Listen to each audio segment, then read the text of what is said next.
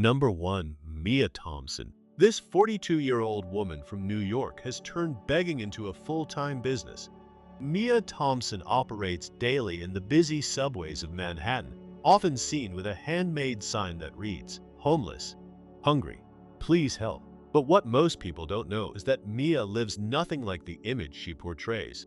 For 6 hours a day, 5 days a week, Mia moves from one subway line to another, targeting stations during rush hour for maximum foot traffic.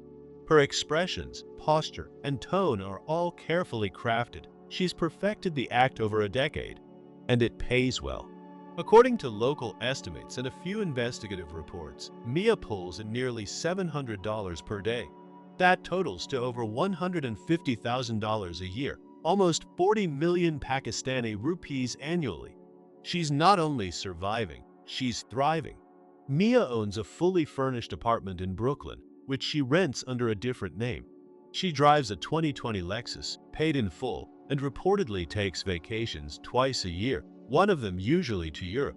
Neighbors who've seen her off-duty describe her as polite and private.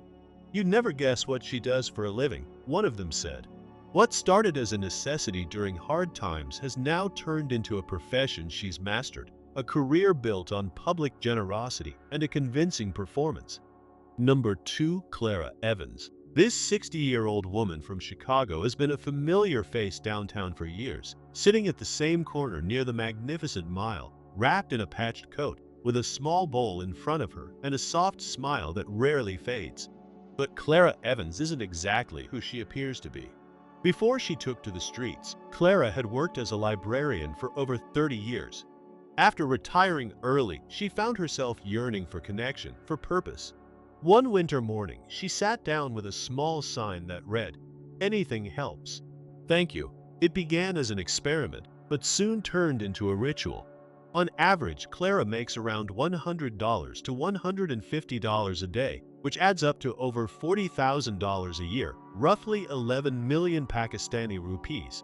But she never keeps a cent. Each evening, Clara heads back to her modest two-bedroom apartment in the West Loop, a place she's owned for decades. There, she organizes the money she's received and donates it anonymously to local shelters, food banks, and literacy programs. She buys coffee for strangers, hands out gloves to other people in need. She's become something of a silent guardian of the street. Locals refer to her as the kind lady on the corner, unaware that the soft-spoken woman they pass each day is quietly funding programs that have helped hundreds. Her goal? To remind the world that compassion can be contagious and that sometimes those who seem to have the least are giving the most.